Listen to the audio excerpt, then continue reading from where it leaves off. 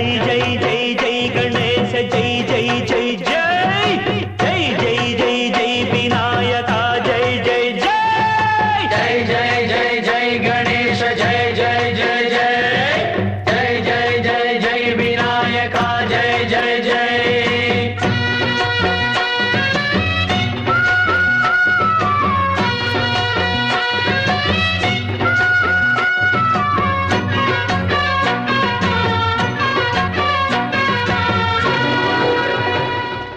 జై జై గణేశ అంటూ ఖైరతాబాద్ గణనాథునికి ఆహ్వానం పలికిన భక్తులు బాయ్ బాయ్ గణేశ అంటూ చివరి రోజు ఘనంగా వీడ్కోలు పలుకుతున్నారు.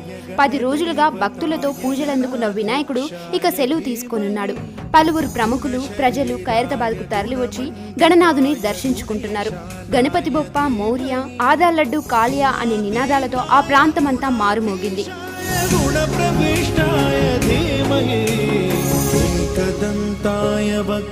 తెలంగాణ ముఖ్యమంత్రి కేసీఆర్ ఆదేశాల మేరకు ఖైరతాబాద్ మహాగణపతిపై గులాబీల వాన కురిసింది. చార్టర్ విమానం ద్వారా 3 క్వింటాల గులాబీలను గణేశుడిపై చల్లారు. నగర పోలీసుల ఆధ్వర్యంలో 5 సార్లు చక్కర్లు కొట్టిన అనంతరం విఘ్నేశునిపై అట్టహాసంగా పూలవాన కురిపించారు.